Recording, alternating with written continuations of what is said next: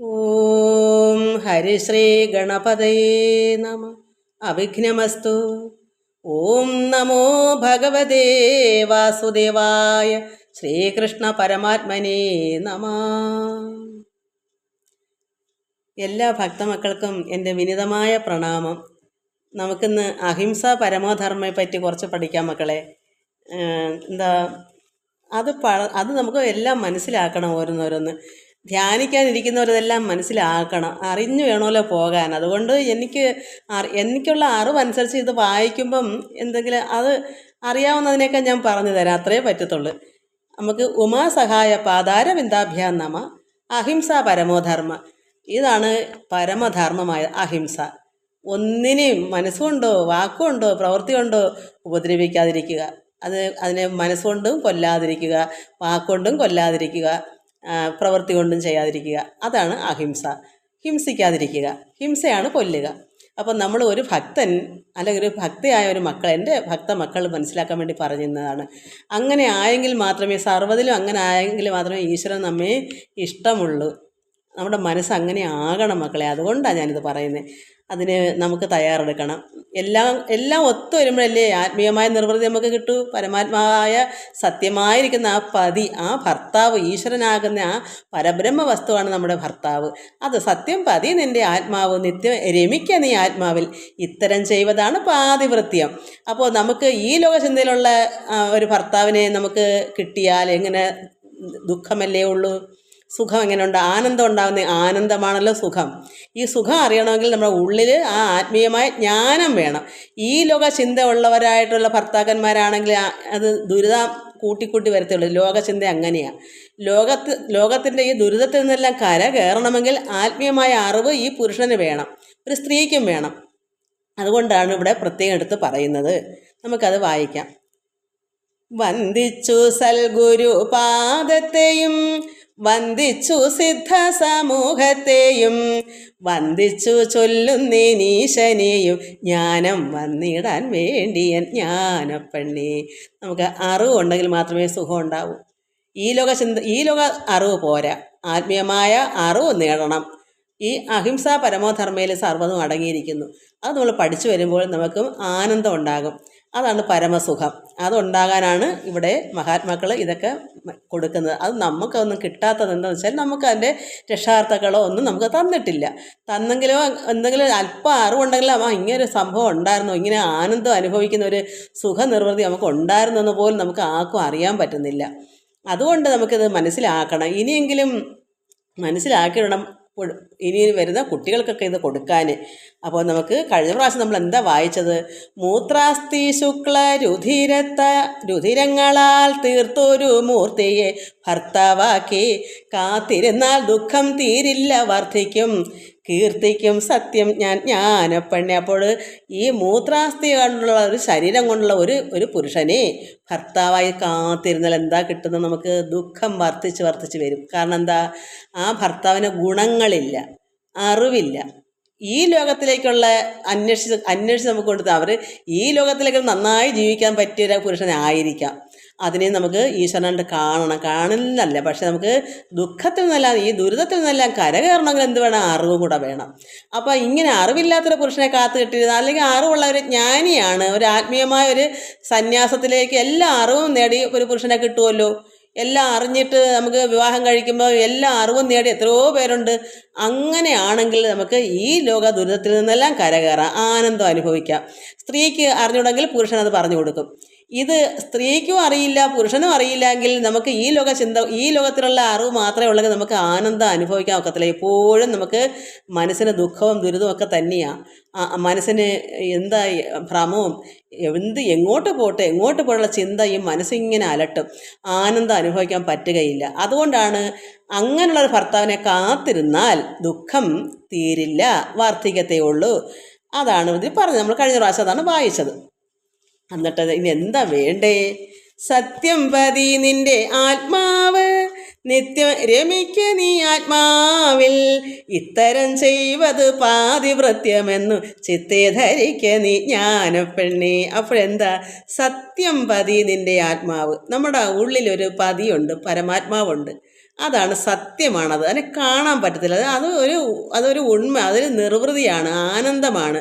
അപ്പോൾ ആ ആനന്ദമാണ് നമ്മുടെ ഉള്ളിലെ പതി, ഭർത്താവ്. സത്യം അതാണ്. സത്യം പതി, സത്യമാണ് ഭർത്താവ്. സത്യം പതി, നിന്റെ ആത്മാവ്, നമ്മുടെ ഉള്ളിലിരിക്കുന്ന ആത്മാവാണ്, സത്യമാണ്, ഉണ്മയാണ്, ആനന്ദമാണ്. അതാണ് നമ്മുടെ ഭർത്താവ്. അല്ലാതെ രൂപം ഇല്ലാത്തൊരു ഭർത്താവാണ് കേട്ടോ. ഈ രൂപമുള്ളതൊക്കെ ഇവിടെ ഈ ലോകത്തിലേ ഉള്ളൂ. ഈ ഇഹലോകത്തിലാണ് രൂപമൊക്കെ ഉള്ളത്. എന്നാൽ നമ്മുടെ ഉള്ളിലെ ആത്മാവായിരിക്കുന്ന പതി, ഭർത്താവിന് രൂപമില്ല. അതുകൊണ്ട് സത്യമാണത്. സത്യം പതി, നിന്റെ ആത്മാവ് നിത്യം രമിക്ക, നീ ആത്മാവിൽ നിത്യം നീ ആത്മാവിൽ രമിക്കുക. ഇത്തരം ചെയ്വതു പാതിവൃത്യമെന്നു ചിത്തേ ധരിക്ക നീ ജ്ഞാനപ്പെണ്ണെ. ഇതാണ് പാതിവൃത്യം. നമ്മൾ ആത്മാവിൽ രമിക്കണം. പരമാത്മാവിൽ രമിക്കുന്ന ആ സത്യമാകുന്ന പരബ്രഹ്മത്തിൽ, അതിന് കാഴ്ചയിൽ കാണുന്നതല്ല, അത് അനുഭവത്തിൽ അറിയുന്ന ഒന്നാണ്, ആനന്ദ നിർവൃതിയാണ്. അതിൽ നമ്മൾ രമിക്കുക, ചേരുക. അതാണ് യോഗം. യോഗം എന്ന് പറഞ്ഞാൽ ചേർച്ച, ഈശ്വരനുമായി ചേരുക, ആ പരമാത്മാവിൽ ലയിക്കുക. ലയമാണ് ചേർച്ച. നമ്മൾ ലയിക്കണം. അതാണ് നമ്മുടെ പാതിവൃത്യം. രമിക്കാതിരുന്നാൽ, പരമാത്മാവിൽ ലയിക്കാതിരുന്നാൽ എങ്ങനെ പാതിവൃത്യം ഉണ്ടാവും? അപ്പോൾ ആരോടാ പാതിവൃത്യം വേണ്ടുന്നേ? പരമാത്മാവാകുന്ന പരമ്പൊരുളായത് ഈ പരബ്രഹ്മ വസ്തു ആയിരിക്കും, നിഷ്കള പരബ്രഹ്മ വസ്തു, ആ പരമാത്മ ചൈതന്യം, ആ ആനന്ദം, അതിൽ നമ്മൾ രമിക്കുക. അതാണ് പാതിവൃത്യമെന്ന് ചിത്തേ ധരിക്ക നീ ജ്ഞാനപ്പെണ്ണെ. അപ്പം നമ്മൾ ആരെയെ ഉൾക്കൊണ്ട് നമുക്ക് കൃത്യനിഷ്ഠയായിട്ട് നമ്മൾ രമിച്ച് നമ്മൾ പാതിവൃത്യത്തോടുകൂടി ഇരിക്കേണ്ട ആരെയാണ്? ആ ചൈതന്യത്തെ, നമ്മുടെ ഉള്ളിലെ ആനന്ദം, അതിൽ കൂടെ കിട്ടും സുഖം അനുഭവിക്കുന്നത് അങ്ങനെ. അല്ലാതെ ഈ ലോകത്തിലിരിക്കുന്ന ശുക്ല അസ്ഥി രുധിരങ്ങൾ, മാംസ മജ്ജ രക്തം അസ്ഥി, ഇതുകൊണ്ടുള്ള തീർത്ത ഒരു പുരുഷനെ കാത്തിരിക്കും. ഇന്ന് അറിവില്ലായ്മ കൊണ്ട് എൻ്റെ ഭർത്താവ് എനിക്ക് ഇത് കൊണ്ടുതരുന്നു, എന്നെ ഇത് നോക്കുന്നു, സന്തോഷിക്കുന്നു, ഈ ലോകത്തിലെ എല്ലാ കാര്യങ്ങളും നേടിത്തരുന്നു, അതുകൊണ്ട് എൻ്റെ ഈശ്വരൻ തന്നെയാണ്. അങ്ങനെ കാണണം. ഈ ലോകത്തിൽ എന്ത് ചെയ്തു തരാൻ നന്മയാണെങ്കിൽ. പക്ഷേ ഈ എല്ലാ ഭർത്താവും അങ്ങനെ ആകണമെന്നില്ല. ഒരുപാട് പേര് കെട്ടിക്കൊണ്ടുവന്ന ഉടനെ സ്ത്രീധനത്തിന് വേണ്ടി അടികൂടക്കം, കൊല്ലുക, മദ്യത്തിനും മയക്കുമരുന്നിനും അടിമയാകുക. അത് യഥാർത്ഥ ഒരു ഭർത്താവാണോ? സുഖം തരുമോ? എവിടെയെങ്കിലും 100-ന് 10 നന്മ ഇല്ലെന്ന് ഞാൻ പറയുന്നില്ല, നന്മയുള്ളവരുണ്ട്. പക്ഷേ എന്ന് വെച്ചാൽ ഗുണം തരാൻ പറ്റത്തില്ല. ഈ ലോകത്തിലെ വശപ്പിനുള്ള ആഹാരങ്ങളും ഈ ശരീരത്തിന് വേണ്ടുന്നതേ അവർക്ക് തരാൻ പറ്റൂ. പക്ഷെ നമ്മളെ ഉള്ളിലെ പരമാത്മാവായിരിക്കുന്ന ആ അറിവിനെ തരാൻ ഈ പുരുഷന് കഴിയുകയില്ല. ഉള്ളവരും ഉണ്ട്. എൻ്റെ അച്ഛനത് കഴിവുണ്ടായിരുന്നു. അതുപോലെ ഉള്ള പരമാത്മാവിനെ അറിയുന്ന പുരുഷന്മാരുണ്ട്. പക്ഷെ അത് ലക്ഷത്തിലേക്കാണോ ഒന്നങ്ങനെ കാണും എന്നുള്ളതാണ്. അപ്പോൾ നമ്മൾ എന്ത് വേണം? എല്ലാവരും ആ പരമാത്മാവിനെ, ആ സത്യം പതിയായിരിക്കുന്ന പരമാത്മാവിനെ, അതാണ് പാതിവൃത്യമെന്ന് ഒരു പുരുഷനും അത് മനസ്സിലാക്കണം, സ്ത്രീക്കും വേണം. ഈ പരമാത്മാവിന് ആണെന്നും പെണ്ണെന്നും ഇല്ല. എല്ലാവർക്കും ഇത് പുരുഷനും സ്ത്രീക്കും ഒരുപോലെ തന്നെ ഈ പരമാത്മാവായ ഭഗവാനെ, നാഥനെ നമ്മുടെ എല്ലാവരുടെയും പതിയായി നമ്മൾ കാണുക. പതി എന്ന് വെച്ചാൽ എന്താണ്? ലോകനാഥൻ, നമ്മുടെ നാഥൻ. ഇതൊക്കെ പുരുഷനും അത് വേണം, സ്ത്രീക്കും വേണം. എല്ലാവരും അങ്ങനെ ആയെങ്കിൽ മാത്രമേ നമുക്ക് ആനന്ദം അനുഭവിക്കാൻ പറ്റൂ. അല്ലാതെ ഈ ലോകത്തുള്ള ഒരു സ്ത്രീ ഒരു പുരുഷന് എന്താ കൊടുക്കുക? ഈ ലോകത്തുള്ള ചിന്തകൾ എന്തൊക്കെ ഉണ്ട് അതൊക്കെ ആ ഒരു പുരുഷന് കൊടുക്കാൻ പറ്റൂ. അത് ദുരിതങ്ങൾ തന്നെയാണ്. മനസ്സമാധാനം കിട്ടുന്ന ഒന്നും തന്നെ ഇല്ല. അഥവാ കിട്ടിയ 10 ദിവസം സുഖമാണോ, 15 ദിവസം ദുഃഖമായിരിക്കും. ഒരു കുന്നിനൊരു കുഴി പോലെ ഈ ലോക ചിന്ത. പക്ഷെ ഇവിടെ കുന്നിന് കുഴിയില്ല. ആത്മീയമായ നിർവൃതി എപ്പോഴും ഒരേ അളവാണ്. അതിന് ആ അളവ് കൂടിക്കൂടി വരത്തേ ഉള്ളൂ. ഇന്നേക്കാളും കൂടുതലപ്പം നാളെ ആയിരിക്കും ആ ആത്മീയമായ നിർവൃതി അനുഭവം, ആനന്ദാനുഭവം. അവിടെ ഒരിക്കലും താഴേക്ക് പോകുകയില്ല. കുന്നിനും കുഴിയൊന്നും അവിടെ ഇല്ല. രാത്രിയും പകലും ഇല്ല. അത് രാത്രിയിലും പകലും നമുക്ക് രാത്രിയിലും ആ ആനന്ദം അനുഭവിക്കാം, പകലും ആനന്ദം അനുഭവിക്കാം. അവിടെ ഏറ്റക്കുറച്ചിൽ. പക്ഷേ ഈ ലോക ചിന്ത പോലുള്ള രാത്രിയും പകലും കുന്നും കുഴിയും ഒന്നുമില്ല. സുഖവും ദുഃഖവും മാറിയില്ല. എപ്പോഴും സുഖം തന്നെ, അനുഭൂതിയാണ്. അങ്ങനെയുള്ള ആ പതിയെ നീ കാത്തിരിക്കുക. അതിന് ആ സുഖം അനുഭവിക്കാൻ വേണം. നമ്മുടെ മനസ്സ് നിഷ്പതിവൃതയായിട്ടിരിക്കാൻ ആ പരമാത്മാവാണ് നമ്മുടെ പതി, ഭർത്താവ്. അതാണ് പാതിവൃത്യം. അല്ലാതെ ഈ ലോകത്തിലുള്ള ഈ ലോകചിന്തയിൽ ജീവിതം അനുഭവിക്കുന്ന മറ്റ് ഗുണങ്ങൾ, ഈ ഗുണങ്ങളില്ലാത്തൊരു പുരുഷനെ കാത്തിരുന്നാൽ നമുക്ക് ദുഃഖം ഉണ്ടാകത്തില്ല. കാത്തിരിക്കേണ്ടെന്നല്ല, അത് ഈ ലോക ജീവിതത്തിൽ കാത്തിരുന്നാൽ മതി. ആ പുരുഷനും ആ പുരുഷിക്കും ഈ അവസ്ഥ ഈ ലോകത്തെ എല്ലാവർക്കും വേണ്ടുന്ന ആനന്ദം അനുഭവിക്കാൻ. അതുകൊണ്ട് നമ്മളിവിടെ ഭഗവാൻ ഇവിടെ എന്താ ചിന്തിക്കുന്നേ? നമുക്ക് സുഖം അനുഭവിക്കണം. മനുഷ്യനെ സൃഷ്ടിച്ചേക്കുന്നത് എന്താ? ഈശ്വരനെ പോലെ. ഈശ്വരന് ആനന്ദമാണെങ്കിൽ ആ ആനന്ദം നമ്മൾ അനുഭവിക്കണം എന്നുള്ളതാണ് ഭഗവാന്റെ ഇഷ്ടം. അതുകൊണ്ട് അതാണ് പാതിവൃത്യം എന്നാണ് ഇവിടെ പറയുന്നത്. അല്ലാതെ ഇന്ന് അറിവില്ലാത്ത ഒരുപാട് പുരുഷയും പറയുന്നത് എന്താ, ഞാൻ പതിവ്രതയാ, എൻ്റെ പുരുഷനല്ലാതെ ഞാൻ വേറൊരു പുരുഷനെ എന്താ പറയുക, അങ്ങനെയൊക്കെ അതൊക്കെയാണെന്നേ അവർക്ക് അറിയാവുള്ളൂ. ഇന്നിപ്പം ഒരു പുരുഷനെ നമ്മൾ വിവാഹം കഴിച്ചു, ആ പുരുഷൻ്റെ ഒരു ദിവസത്തേക്ക് പോലും കൊള്ളാത്തൊരു പുരുഷനാണ്, ജീവിതത്തിലേക്ക് യാതൊന്നും ഈ ലോക ജീവിതത്തിലേക്ക് പോലും കൊള്ളാത്തൊരു പുരുഷനാണ്, നമുക്ക് കഴിയാൻ നിവൃത്തിയില്ല. അങ്ങനെയുള്ളൊരു കുടിയനോ മറ്റെന്തെങ്കിലും ദുഷിച്ച ചിന്തകളുള്ള ഒന്നിനും ചേരാത്ത ഒരാളാണ് ആയിപ്പോയാൽ ആ പുരുഷന് വേണ്ടി നമ്മൾ എന്നും ഉള്ള കാലവും ഈ ആത്മീയ സുഖം അനുഭവിക്കാനുള്ള നമ്മൾ ഈ ഒരു കൊള്ളരാത്തൊരു പുരുഷന് വേണ്ടി കാത്തിരിക്കാൻ പറ്റുമോ? നമ്മുടെ ജീവൻ അവിടെ ബലികർപ്പിക്കുകയല്ലേ ചെയ്യുക. നമ്മൾ എന്തിനാ ഇവിടെ വന്നത്? അപ്പോൾ ഈശ്വരൻ പറഞ്ഞിട്ടുണ്ടോ ഇങ്ങനെയുള്ളൊരു ഭർത്താവിനെ കാത്തിരിക്കണമെന്ന്? കൊള്ളത്തില്ലെങ്കിൽ അപ്പോഴേ കളഞ്ഞ് കൈ കഴുകണം. അല്ലാതെ ഈശ്വരൻ പറയത്തില്ലെങ്കിൽ ആ ദുഷ്ട ചിന്തയുള്ളതിനെ, അതായത് ദുർജനങ്ങളോട് സജ്ജനങ്ങളൊന്നും നടക്കത്തില്ല. ഒരു സജ്ജനമായ സ്ത്രീക്ക് ദുർജനത്തിനോട് കൂടി ചേർന്ന് ഉള്ള കാലം ജീവിക്കാൻ ഓടയമ്പലം പറയത്തില്ല. കെട്ടിയെന്ന് കരുതി ഒരു ദോഷവുമില്ല, കൊള്ളത്തില്ലെങ്കിൽ അതിനെ കളഞ്ഞ് കൈ കഴുകുക. എന്നിട്ട് നമ്മുടെ ഉള്ളിലെ പരമാത്മാവിലെ ലയിക്കാൻ നോക്കുക, അറിവ് നേടാൻ നോക്കുക. അപ്പോൾ നമുക്ക് ആ പുരുഷനെക്കുള്ള ദുഃഖവും ദുരിതവും മനസ്സിൽ ചിന്ത പോലും ഇല്ലാതെ ആനന്ദ നിർവൃതിയിലിരിക്കാൻ ഈശ്വരൻ നമ്മളെ കാത്തുകൊള്ളുകയും ചെയ്യും. അഥവാ നമുക്ക് നല്ലൊരു പുരുഷനെ, ഇതെല്ലാം അറിവുള്ളൊരു പുരുഷനെ അല്ലെങ്കിൽ ഒരു കുടിയനോ അങ്ങനെ അല്ലാത്തൊരു പുരുഷനെ ദൈവം കൊണ്ട് തരികയും ചെയ്യും വേണമെങ്കിൽ. പക്ഷേ ഈ ചിലരെന്താ പറയുക, ഉള്ള സഹിച്ച് കഴിയാൻ ഈ ദുഷ്ടന് വേണ്ടിയിട്ട്, ഈ ദുഷ്ടന്മാർക്ക് വേണ്ടി അങ്ങനെ സഹിക്കേണ്ട കാരണമുണ്ടോ? നമുക്ക് ഈശ്വരജ്ഞാനം ഉള്ളിൽ വന്ന് അതിനല്ല നമ്മൾ മനുഷ്യജന്മം എടുത്തേക്കുന്നത്. പിന്നെ ഈ ലോകത്തെ ജീവിതത്തിന് ഇതൊക്കെ പറഞ്ഞേക്കുന്നത് അത് ചൊവ്വല്ലെങ്കിൽ ഒരു പുരുഷനും ഇതുപോലെ സ്ത്രീ കൊള്ളൂല്ലെങ്കിൽ അപ്പോഴേ കളയണം. ആ പുരുഷന് അവക്കുള്ള തെമ്മാടത്തിന് ജീവിക്കാനല്ല ഒരു പുരുഷൻ ജനിക്കുന്നത്, അത് നമ്മൾ മനസ്സിലാക്കണം.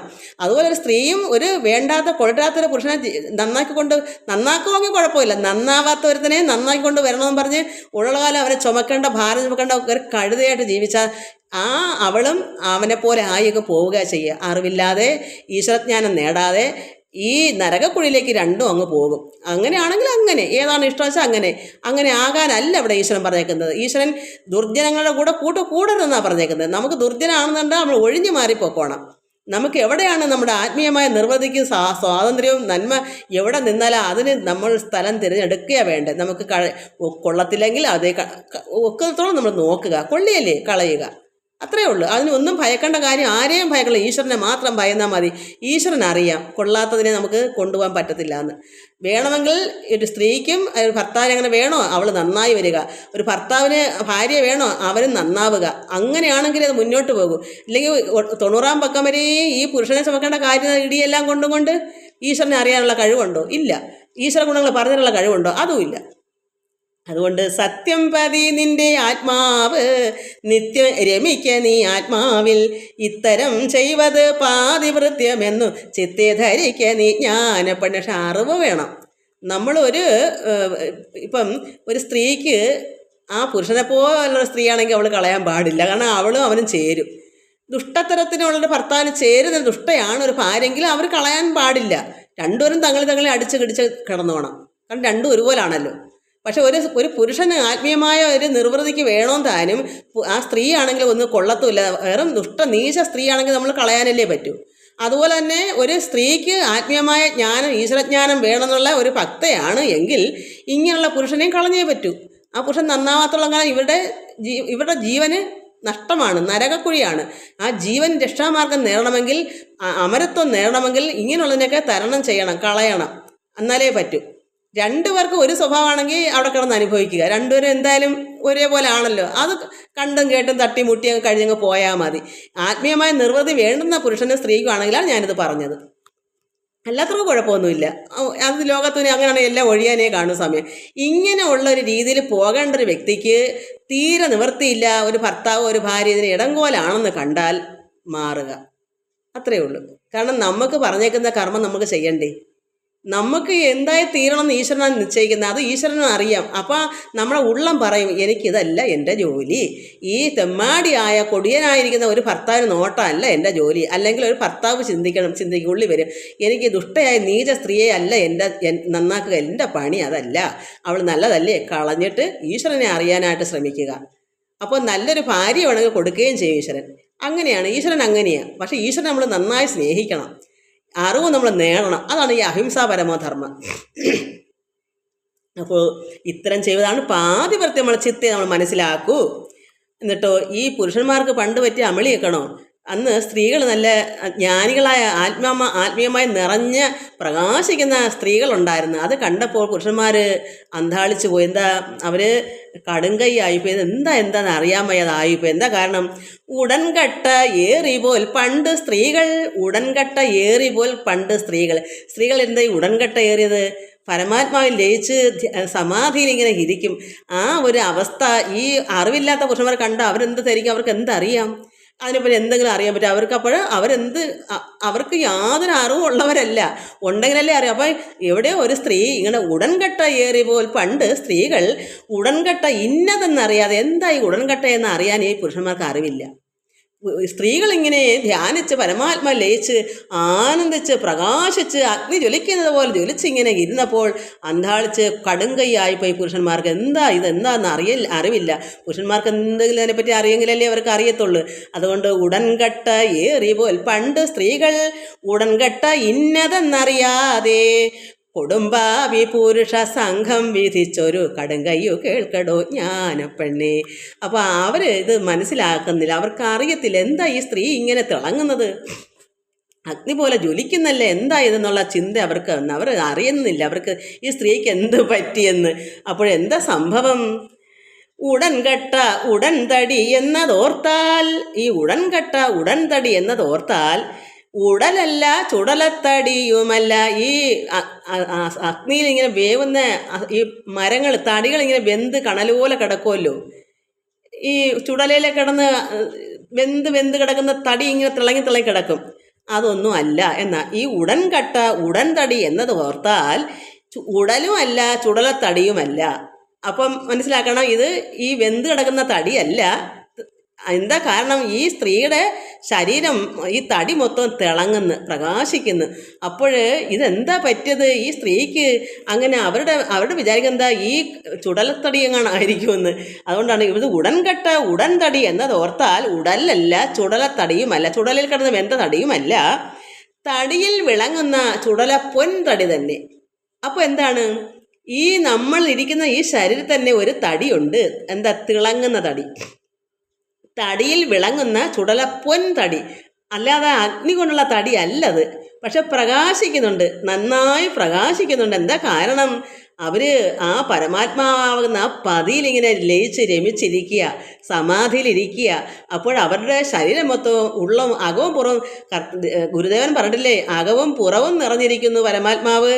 അപ്പോൾ ഈ സ്ത്രീയുടെ ഉള്ളം നിറഞ്ഞ് പുറത്തും കവിഞ്ഞിങ്ങനെ പ്രകാശിക്കും. ഉള്ളം പ്രകാശിക്കുമ്പോൾ അത് പുറത്തും ആ പ്രകാശം ഉണ്ടാകും. അതാണ് ആ പരമാത്മാവ് രമിക്കുക, ആനന്ദാനുഭൂതി വരിക. ആനന്ദാനുഭൂതി വരുമ്പോൾ ആ സ്ത്രീയുടെ ഉള്ളം അകവും പുറവും ഒരുപോലെ പ്രകാശിക്കും. അത് ഈ അറിവില്ലാത്ത അജ്ഞാനിയായിരിക്കുന്ന മൂഢന്മാരായിരിക്കുന്ന പുരുഷന്മാർ കണ്ടിട്ട് അവരെന്താ ധരിക്കുന്നേ? അവരെന്തോ ഇതൊരു കടുങ്കൈയാണല്ലോ എന്നൊക്കെ അവർ ചിന്തിക്കുന്നു. അവർക്ക് അറിഞ്ഞുകൂടാ. അതുകൊണ്ട് ഇത് തടിയിൽ വിളങ്ങുന്ന ചുടല പൊൻതടിയാണ്. ഇതൊരു ചുടല, അത് പഴുത്ത് തിളങ്ങുന്നൊരു പൊൻതടിയാണ്. അല്ലാതെ ഇത് അഗ്നിയിൽ ഈ ചുടലയിൽ കിടന്ന് വെന്ത തടിയല്ല. ആത്മീയമായ നിറവിൽ തിളങ്ങുന്ന പൊൻതടിയാണ്. ശരീരത്തിൽ അകവും പുറവും തിളങ്ങുന്ന പ്രകാശിക്കുന്ന, ഉള്ളിൽ അറിവാകുന്ന പ്രകാശം അങ്ങോട്ട് നിറഞ്ഞ് കവിയുമ്പോൾ, ആ പരമാത്മാവിൽ ലയിക്കുമ്പോൾ, ആ സമാധിയിലിരിക്കുമ്പോൾ ഉള്ളമെല്ലാം അകവും പുറവും പരമാത്മാവിൻ്റെ ചൈതന്യത്താൽ നമ്മൾ പ്രകാശിക്കും. ആ പ്രകാശമാണ്, അതാണ് തടിയിൽ വിളങ്ങുന്ന. നമ്മുടെ ശരീരം എന്താ അങ്ങനെ വിളങ്ങും. തടിയിൽ വിളങ്ങുന്ന ചുടല പൊൻതടിയാണത്. അതൊരു പൊൻതടിയാണ്.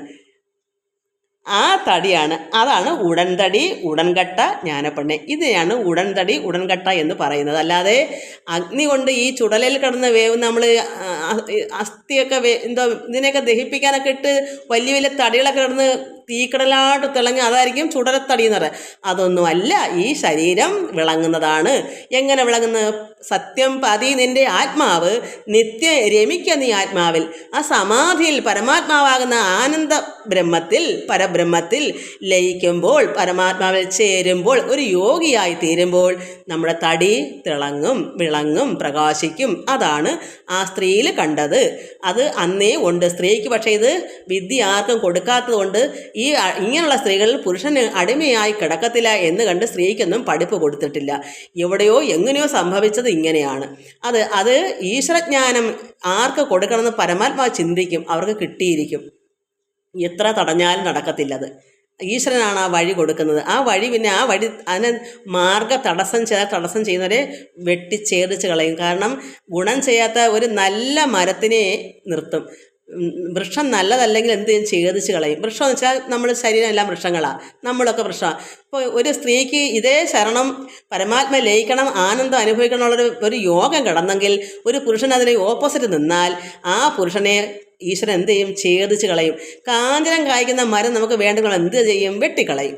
അതേസമയം അത്തിയിൽ നല്ല പഴമാണ്, നല്ല ജ്ഞാനമാകുന്ന അമൃതാകുന്ന പഴം ഉണ്ടെങ്കിൽ ആ മരം നമ്മൾ വെട്ടിക്കളയോ? ഇല്ല. അപ്പോൾ ഈ സ്ത്രീയിലോ ഒരു പുരുഷനിലോ ആ അമൃതാകുന്ന ആ വൃക്ഷത്തിൻ്റെ ഫലം അതാണെങ്കിൽ ആ മരം നമ്മൾ ഛേദിച്ച് കളയുമോ? കളയത്തില്ല. അതുപോലെ കൊള്ളരാത്തതിനെ വെട്ടിക്കളയും, ഛേദിച്ച് കളയും. കായ്ക്കാത്ത വൃക്ഷമെല്ലാം മൂളോടെ വെട്ടിക്കളയുന്നു, ബൈബിളിലും ഉണ്ടത്. അത് തന്നെയാണ് നമുക്കും ഇതൊക്കെ തന്നെ അനുഭവങ്ങൾ. അപ്പോൾ ഈശ്വരൻ നമുക്ക് ഏത് വഴിയാണ് പറഞ്ഞേക്കുന്നത് ആ വഴി കൂടെ നമ്മൾ സഞ്ചരിക്കാൻ ഈശ്വരൻ അതിന് ഒരു മാർഗ തടസ്സവും ഉണ്ടാക്കി തരത്തില്ല. ആരാലും അത് സാധിക്കത്തില്ല. ഈശ്വരന് മാത്രമേ ആ ഒരു ഭക്തനെ കരകയറ്റിക്കൊണ്ട് പോകാനുള്ള സകല ഉത്തരവാദിത്തങ്ങളും ഉള്ളത്. ഒരു ഭക്തനെ കരകയറ്റാനുള്ള ഉത്തരവാദിത്തം ഈശ്വരനുള്ളതാണ്. അത് ഈശ്വരൻ്റെ ഭക്തനായതുകൊണ്ട്. അതുകൊണ്ട് നമ്മൾ എന്തുകൊണ്ട് ഈശ്വരനെ ആരാധിക്കണം, നമ്മൾ രമിക്കണം. പരമാത്മാവാണ് നമ്മുടെ പതി, ഭർത്താവ്. അതിനെ നിത്യം നമ്മൾ അതിൽ രമിക്കുക. അല്ലാതെ ഈ ലോകത്തിലുള്ള ഈ മൂത്രവും അസ്ഥിയും മാംസവും കൊണ്ട് തീർത്ത ശരീരമാകുന്നു എന്നുള്ള ഒരു ശരീരത്തെ സ്നേഹിച്ചാൽ നമ്മൾ എന്നും ദുഃഖത്തിൽ തന്നെ, നരകത്തിൽ തന്നെ ആയിരിക്കും. കാരണം അറിവില്ലല്ലോ പറഞ്ഞു തരാൻ അവർക്ക്, ഭാര്യയ്ക്കോ ഭർത്താവിനോ നന്നായി ഈ ഒരു ആത്മജ്ഞാനം കൊടുക്കാനുള്ള ഗുണമില്ലാത്തൊരു ഭർത്താവിനെ കാത്തിരുന്നാൽ എന്ത് കിട്ടും? ദുഃഖവും ദുരിതവും. അതിൽ നിന്ന് നമ്മൾ അതിനെ കാത്തിരിക്കണം എന്നല്ല, അതിൽ നിന്നും കൊണ്ട് നമ്മുടെ ജീവിതകാര്യത്തിനാണ് അല്ല അവരെ പ്രാർത്ഥിച്ച് അവരുടെ അടിമയായി എൻ്റെ ദൈവമാണേ എന്ന് പറഞ്ഞിട്ട് ഇന്ന് പല സ്ത്രീകളും അങ്ങനെ, എൻ്റെ ഭർത്താവ് എൻ്റെ ദൈവമാ, എൻ്റെ കുട്ടിയുടെ പിതാവ് എൻ്റെ ദൈവം തന്നെയാ എന്ന് പറഞ്ഞ് കാലിലൊക്കെ തൊട്ട് നന്നായി ഈശ്വരനായിട്ട് തുല്യം കാണും. പക്ഷേ എന്തെങ്കിലും ഒരു തുരുമ്പ് ഗുണമെങ്കിലും നന്മ മാർഗം ഒന്ന് പറഞ്ഞൊക്കെ ഭർത്താവിന് അറിയാമോ? ഈ ദുഃഖത്തിൽ നിന്ന് മാറ്റാൻ നടക്കത്തില്ല. അറിവുള്ളവരുണ്ട്, ഇല്ലെന്നില്ല. പക്ഷേ അറിവില്ലാത്തവരുതന്നെ ഭർത്താവ് തന്നെ. പക്ഷേ അത് ഈ ലോക ഭർത്താവ്. അവിടെ ഈ ലോകത്ത് ജീവിക്കുമ്പോൾ അത് നന്മ തന്നെയാണ്. കാരണം കഷ്ടപ്പെട്ട് മക്കളെ വളർത്തുന്നു, ഭാര്യയ്ക്ക് തരുന്നത് നന്നായി നമുക്ക് സ്നേഹിക്കാം. ഈശ്വരനായി കാണുന്നത് പരമാത്മാവിനെ ആയിരിക്കണം. അപ്പോഴാണ് നമുക്ക് ആ ഭർത്താവിനെ നമുക്ക് എല്ലാവർക്കും ദുഃഖത്തിലും ദുരിതത്തിൽ നിന്നെല്ലാം നമുക്ക് വിടുതൽ കിട്ടുന്നത്. അങ്ങനെയാണ്. അപ്പോൾ നമ്മൾ ആരെയാ പതിവ്രതയായിട്ട് വെക്കുന്നത്? പാതിവൃത്യം കണ്ട് ഈശ്വരനെ, പരമാത്മാവിനെ. അതാണ് സത്യം പതി നിൻ്റെ ആത്മാവ്, നിത്യം രമിക്കുക നീ ആത്മാവിൽ. നമ്മൾ എപ്പോഴും ആനന്ദിക്കുന്ന ആ പരമാത്മാവിലായിരിക്കണം. നിത്യം രമിക്കുന്ന ഈ ആത്മാവിൽ. ഇത്തരം ചെയ്വതാണ് പാതിവൃത്യമെന്ന് ചിത്തേ മനസ്സിലാക്കൂ. അപ്പം നമുക്ക് എല്ലാവർക്കും വേണ്ടുന്ന ഒരവസ്ഥയാണ് ഈ ദുഃഖമാകുന്ന സംസാര സാഗരത്തിൽ നിന്ന് കരകയറാൻ നമുക്കിത് ആവശ്യമാണ്. എന്നാൽ ഈ ദുഃഖമാകുന്ന ദുരിതത്തിൽ നിന്ന് കരകയറാൻ പറ്റാതാണ്ട് ഭർത്താവിനും ഭാര്യയ്ക്കും ഈ ലോക സുഖമാണ് സുഖമെന്ന് കരുതി അടിച്ചും പിടിച്ചും തിന്നും കുടിച്ചും മടിച്ചും ഒക്കെ നടക്കുന്നവർക്ക് രണ്ടുപേർക്കും ഒരുപോലെയാണോ? അത് തട്ടിമുട്ടി അങ്ങ് കഴിഞ്ഞ് കൂടുക. അത് നല്ലത് തന്നെ. കാരണം അവർ രണ്ടും ചേരുമല്ലോ. അവർക്ക് ആത്മജ്ഞാനം വേണമെന്ന് ആഗ്രഹമില്ല, അറിയുമില്ല. ആരും പറഞ്ഞാലിട്ട് കേൾക്കത്തുമില്ല. അവരങ്ങനെ പോട്ടെ, അവർക്ക് നന്നായി ജീവിച്ചു പോകണം. അതാണ് ഈ ലോക ജീവിതം. പക്ഷേ ഒരു ഭക്തന് വേണം എന്താണ്?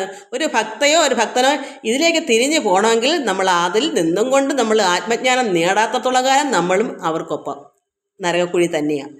ജീവൻ മുക്തനാവാത്ത ഒരവസ്ഥ. നമ്മൾ അമരത്വം നേടാതെ വീണ്ടും വീണ്ടും ഓരോ കുമള വരുന്നു, പൊട്ടുന്നു, വീണ്ടും ജനിക്കുന്നു, വീണ്ടും മരിക്കുന്നു. ഇങ്ങനെ പൊയ്ക്കൊണ്ടേയിരിക്കാം. ആനന്ദം അനുഭവിക്കാൻ കിട്ടുകയുമില്ല. എവിടെ നിന്ന് കിട്ടും ആനന്ദം? ഈശ്വരന് ആനന്ദമാണ്. നമ്മൾ ആനന്ദത്തിൻ്റെ മക്കളാണ്. നമ്മൾ ആനന്ദ കുട്ടികളാണെങ്കിൽ നമ്മൾ ആനന്ദം അനുഭവിക്കണമെങ്കിൽ നമുക്ക് ആത്മജ്ഞാനം നേടിയേ പറ്റൂ. അതുകൊണ്ട്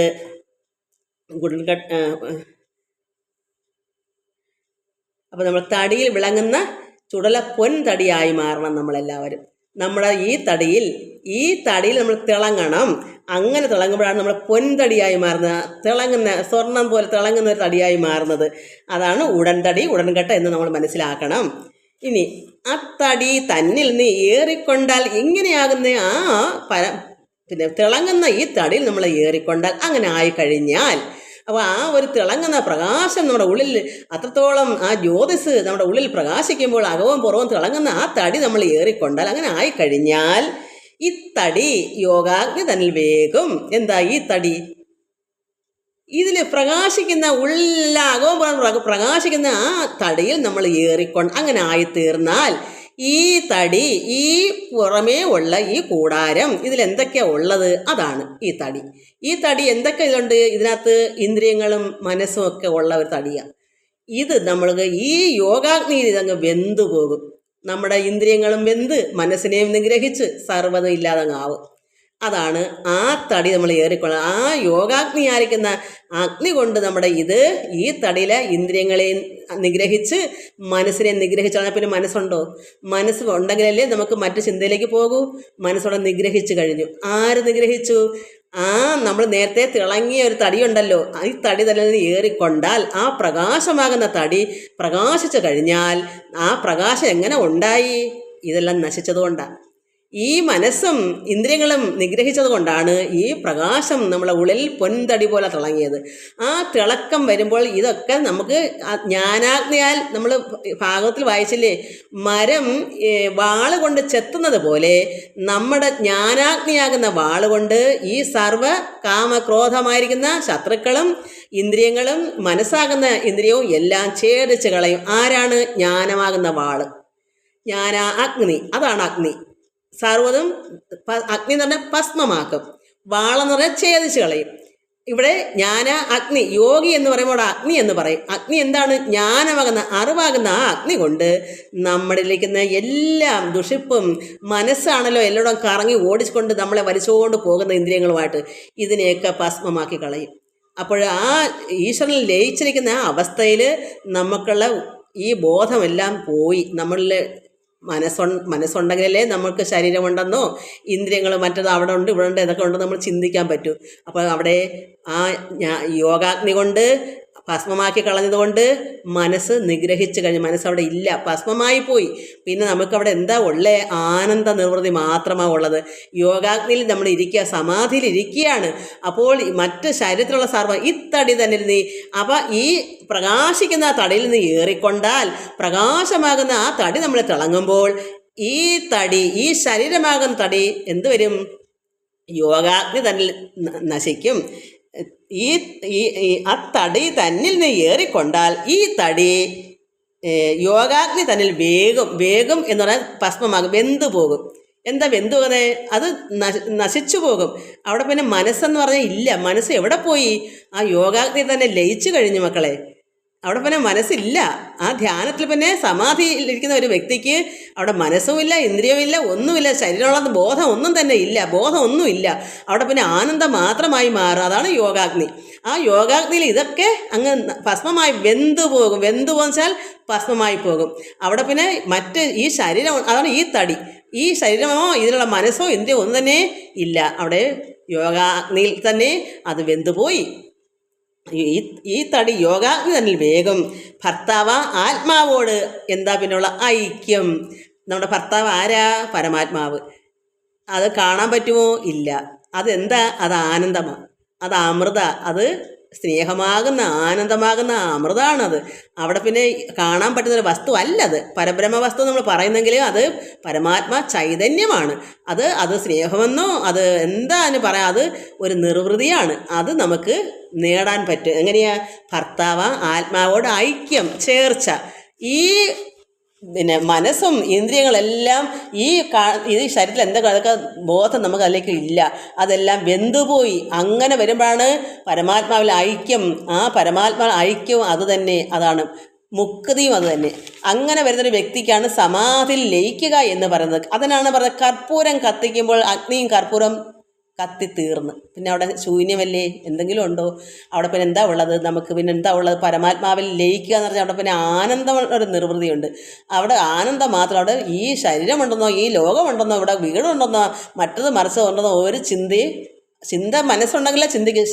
ആ മനസ്സിനെ അവിടെ നിഗ്രഹിച്ച് കഴിഞ്ഞാൽ പിന്നെ എന്തെങ്കിലും ഓർമ്മയുണ്ടോ? ഒന്നും നമുക്ക് ഇല്ല. പിന്നെ അതുകൊണ്ട് അങ്ങനെ ഒരു ജ്ഞാനിക്ക് ഇതൊക്കെ പരമാത്മാവിൽ ചേരുക എന്ന് പറയുന്നതാണ്. വെറുതെ ധ്യാനിക്കാൻ ഇരുന്നെന്ന് പറഞ്ഞിട്ട് കാര്യമില്ല. നമ്മൾ എപ്പോഴാണ് സമാധിയിലിരിക്കുക, എല്ലാം നിഗ്രഹിച്ചിട്ട് ആ യോഗാഗ്നിതനിൽ ഇതെല്ലാം വെന്തു പോകുന്നൊരവസ്ഥയുണ്ട്, അതാണ് സമാധി. അങ്ങനെ വരുമ്പോഴാണ് നമുക്ക് മോക്ഷം, മുക്തി എന്ന് പറയുന്നത്. അതാണ് ഇവിടെ പറയുന്നത്. ആ തടി തന്നിൽ നിന്ന് ഏറിക്കൊണ്ടാൽ, ഈ പ്രകാശിക്കുന്ന തടി, നമ്മുടെ ഉള്ളും പുറവും എല്ലാം പ്രകാശം, ഗുരുദേവൻ പറഞ്ഞതുപോലെ ഈശ്വരൻ പരമാത്മാവ് അകവും പുറവും നിറഞ്ഞിരിക്കുന്നു എന്ന് പറഞ്ഞ ആ ഒരു അവസ്ഥ, ആ ആനന്ദ നിർവൃതിയിൽ പറയുന്ന ആ പ്രകാശം നമ്മുടെ ഉള്ളിൽ വരുമ്പോൾ ആ തടി തന്നെ നാം ഏറിക്കൊണ്ടാൽ ഈ തടി യോഗാഗ്നി തന്നെ വേഗം. ഈ തടി എന്ന് വെച്ചാൽ നമ്മുടെ ശരീരമാകുന്ന ഈ കാണുന്ന തടി, അതിലെന്തൊക്കെയുണ്ട്, ദുഷിപ്പുകളായ ചിന്തകളോ മനസ്സോ ഇതൊക്കെ ഉണ്ടല്ലോ, ഇതൊക്കെ അങ്ങ് വെന്തു പോകും. അപ്പോൾ അങ്ങനെ വരുമ്പോൾ വെന്തു പോകുമ്പോഴാണ് ഭർത്താവാം. ആര് ഭർത്താവ്? പരമാത്മാവ്. സത്യം പതി നിൻ്റെ ആത്മാവ്. ആ ആത്മാവാകുന്ന പതി ഭർത്താവ് ആത്മാവാണ്. അത് ആത്മാവോട് ഐക്യം, ചേർച്ച, യോഗം, അതാണ് ഭർത്താവ്. ആത്മാവോട് ഐക്യം അത് തന്നെയാണ്. ഈ ഐക്യം എന്ന് പറയുമ്പോഴാണ് ഇത് എപ്പോൾ ഇതിനെല്ലാം എന്താ പറയുക, വധിച്ചു കഴിയുക, ഇതിനെയൊക്കെ വധിക്കുക, നിഗ്രഹിക്കുക. അങ്ങനെ വരുമ്പോഴാണ് ആ യോഗാഗ്നിയിൽ തന്നെ പരമാത്മാവാകുന്ന ഭർത്താവിൽ തന്നെ ചേരുക. ആ ലയം, ആ ആനന്ദം, ആ നിർവൃതി, അതാണ് മോക്ഷം. അവിടെ പിന്നെ യാതൊന്നുമില്ല, അവിടെ ആനന്ദം മാത്രമേ ഉള്ളൂ. ഇവിടെ ഈ ആനന്ദത്തിൽ നമ്മൾ എത്ര മണിക്കൂറോടെ ഇരുന്ന്, ചിലർ 2, 3, 4 ദിവസങ്ങളോളം ഇരിക്കുന്നവരുണ്ട്. അതിൽ നിന്ന് ഉണരുമ്പോൾ മാത്രമേ പിന്നെ നമുക്ക് ബോധമൊക്കെ ഇവിടെ ശരീരം കൂടെ ഉണ്ടായിരുന്നെന്ന് നമുക്ക് അറിയുള്ളൂ. നമുക്ക് ഇപ്പം എനിക്ക് അങ്ങനെ തോന്നാളിരിക്കേണ്ടതെന്ന് ഞാൻ അങ്ങനെ ചെയ്തിട്ടുമില്ല. നമ്മൾ ഒരു 2 മണിക്കൂറോ എത്രയൊക്കെ ഞാൻ ആ കാലങ്ങളിലൊക്കെ, ഇപ്പോൾ അതും ഇല്ല. ആനന്ദം അനുഭവിക്കൊണ്ട് ഇപ്പോൾ ഒന്നും തന്നെ അങ്ങനെ ഒരു പ്രത്യേക, എപ്പോഴെങ്കിലും കിടക്കയിലായിരിക്കും ധ്യാനിക്കുന്നത്. എല്ലാം കഴിഞ്ഞിട്ട് ഇതൊക്കെ കഴിഞ്ഞിട്ട് ചെന്ന് കിടക്കുമ്പോൾ പിന്നെ കുറേ നേരത്തെ പ്രാർത്ഥന, എങ്ങനെ ഒരു നിർവൃതിയിൽ ഇങ്ങനെ കിടക്കും. അപ്പോൾ പ്രകാശങ്ങളും ആനന്ദങ്ങളും എന്തൊക്കെ ഈ ലോകത്തെ സർവ്വതും നമുക്ക് കണ്ട് ലയിച്ച് ഒടുക്കം നമുക്ക് ഉറങ്ങി പോകാം. ഇതാണ് എൻ്റെ ഉറക്കം. ഇവിടെ എന്താണ് ഈ ബോധം? ഇതിപ്പം നമ്മൾ ഉറക്കത്തിൽ ഒന്നും അറിയാത്തതുപോലെ ഈ ആത്മജ്ഞാനി ആനന്ദം അനുഭവിച്ചുകൊണ്ടിരിക്കുന്നതുകൊണ്ട് ഇവിടെ ഇപ്പോൾ ഉറക്കത്തിൽ നമ്മൾ എന്തെങ്കിലും അറിയുന്നു, അതോ എന്നാൽ ഉറക്കത്തിലൊന്നും അറിയാത്തതുപോലല്ല, ഇവിടെ ആനന്ദം അനുഭവിക്കുന്നുണ്ട് ഈ യോഗി. കാരണം ഈ ലോകത്തുള്ള സർവ്വതും ഒഴിഞ്ഞ് ഒന്നുമില്ലാതെ ശൂന്യമായി കഴിയുന്നു. ശരീരം എന്നുള്ള ചിന്തയില്ല, ഒന്നുമില്ലാതായി വരുമ്പോൾ അവിടെ ആനന്ദം മാത്രം, ഒരു നിർവൃതി ആനന്ദം മാത്രം അനുഭവിക്കുന്നുണ്ട്. അപ്പോൾ അദ്ദേഹം ഉറങ്ങുമല്ല, അത് നിർവൃതിയിലാണ്. മറ്റെല്ലാം അതിൽ നിന്ന് ഒഴിഞ്ഞു മാറിപ്പോയി, അതെല്ലാം ഭസ്മമായി പോയി. അതിന് എപ്പോഴും ഉണരുമ്പോഴേ പിന്നെ ഇവിടെ ബാഹ്യ ലോകത്ത് ഇതൊക്കെ ഉണ്ടായിരുന്നു നമുക്ക് അറിയത്തുള്ളൂ. അതുകൊണ്ട് ഇത്തടി യോഗാഗ്നി തന്നിൽ വേഗം, അത്തടി തന്നിൽ നിന്ന് ഏറിക്കൊണ്ടാൽ ഈ തടി യോഗാഗ്നി തന്നിൽ വേഗം ഭർത്താവ് ആത്മാവോട്. ഇതാണ് ഭർത്താവ്. ഈ ഭർത്താവിനെയാണ്, ഈ പരമാത്മാവിനെയാണ് നമുക്ക് യോഗം ചേരേണ്ടുന്നത്, ഐക്യമാകേണ്ടുന്നത്. അതുകൊണ്ട് ഭർത്താവ് ആത്മാവോട് ഐക്യവും അത് തന്നെ, മുക്തിയും അത് തന്നെ, ജ്ഞാനപ്പെടണം. ഇതാണ് മോക്ഷം, മുക്തി. ഇങ്ങനെ ആരാകുന്നു, ജീവിച്ചിരിക്കുമ്പോൾ ഇങ്ങനെ ആകുന്നെങ്കിൽ മാത്രമേ മോക്ഷത്തിലേക്ക് ചെല്ലാൻ പറ്റൂ. മരിച്ചു കഴിഞ്ഞിട്ട് ഇത് കിട്ടുന്നൊരു കാര്യമല്ല, നമ്മളത് നേടിയെടുക്കേണ്ട കാര്യം. മരിച്ചാൽ നമുക്ക് ശരീരം ഉണ്ടോ നേടാൻ? എല്ലാവരും പറയും മരിക്കുമ്പോൾ മോക്ഷത്തിലേക്ക് പോകണേ. എങ്ങനെ പോകാനോ എനിക്ക് അറിഞ്ഞൂടത് എങ്ങനെയാണെന്ന്. ഇനി മറ്റുള്ള വല്ല പൂജകർമ്മം ചെയ്താൽ അങ്ങനെ പോകാൻ പറ്റുമോ? നമ്മൾ നേടേണ്ടതല്ലയോ? അത് നന്നായി ഇരിക്കുന്ന സമയത്ത് നേടിയെടുക്കേണ്ട ഒരു കാര്യമല്ലേ ഈ മോക്ഷം, ഈ സമാധി അവസ്ഥ. അതുകൊണ്ട് ജീവൻ മുക്തൻ എന്ന് പറയുന്നത് നമ്മൾ ജീവിച്ചിരിക്കുമ്പോൾ ഇങ്ങനെ സമാധിയിൽ നിന്ന് മറ്റെല്ലാം ഒന്നും ഇല്ലാത്തൊരവസ്ഥ, ഒരു ശൂന്യാവസ്ഥ, ശൂന്യമായി മാറുക. അവിടെ പിന്നെ ആനന്ദമാകുന്ന മാത്രമുണ്ട്. അവിടെ ഈ ശരീരമാകുന്ന ഞാനെന്നുള്ളത് അവിടെ ഇല്ല, പിന്നെ ഒന്നും തന്നെ ഇല്ല. കാരണം പരമാത്മാവും ആനന്ദമേ ഉള്ളൂ, അവിടെ രൂപമില്ല. ഈ രൂപവും ഇല്ല, ആ രൂപവും ഇല്ല. കാരണം ഈശ്വരനൊരു രൂപം ഇല്ലാത്ത വസ്തുവാണ്. അപ്പം രൂപം എന്നുള്ള ഒന്നേ അവിടെ ഇല്ല. പിന്നെ അവിടെ പിന്നെ എന്താ ഉള്ളത്? അപ്പം നമ്മുടെ ശരീരത്തിലുള്ള ബോധവും ഇല്ല, ഈ ശരീരമാകുന്ന ബോധവും ഇല്ല, ഇവിടെ പ്രപഞ്ചങ്ങൾ ഒരു ബോധവും നമുക്ക് ഉള്ളിലില്ല. അപ്പോൾ രൂപത്തിൻ്റെ യാതൊന്നും അവിടെ ഇല്ല. പിന്നെ അവിടെ എന്താ ഉള്ളത്? ഭഗവാനുള്ള ചിന്ത, അവിടെ കൃഷ്ണ രാമ എന്നെല്ലാം ഉണ്ടോ? അതും ഇല്ല. അങ്ങനല്ല ആനന്ദം എന്ന് പറയുന്നത്. അവിടെ ഒരു രൂപം വെച്ചല്ല, ഒരു ആത്മാ ചൈതന്യ നിർവൃതിയാണത്. ആ ആത്മീകമായ ഒരു നിർവൃതി പരമാനന്ദത്തിൽ ലയിക്കുന്നത് പറഞ്ഞാൽ അത് ആനന്ദമാകുന്നത്. എനിക്കങ്ങനെ അറിയൂ, വേറുള്ളവർക്ക് വേറെ വല്ല രീതി ഉണ്ടെന്ന് എനിക്ക് അറിഞ്ഞുകൂടാ. പക്ഷെ ഞാൻ ഇങ്ങനെ ആയിത്തീർന്നു. എനിക്കെന്ന് ആരും പറഞ്ഞു തരാനുള്ള അവസ്ഥ എനിക്ക് ഉണ്ടായില്ലായിരുന്നു. ഞാൻ എൻ്റെ അച്ഛൻ സമാധിയാകുന്നത് എൻ്റെ 17 വയസ്സ് കഴിഞ്ഞപ്പോഴാണ്. ഇത്രയും എനിക്ക് പറഞ്ഞു തരാനുള്ള കഴിവൊന്നും എനിക്കന്ന് ഇല്ലായിരുന്നു. എനിക്കിങ്ങനെ ധ്യാനിക്കാനുള്ള ധ്യാനിക്കാനിരുന്നു.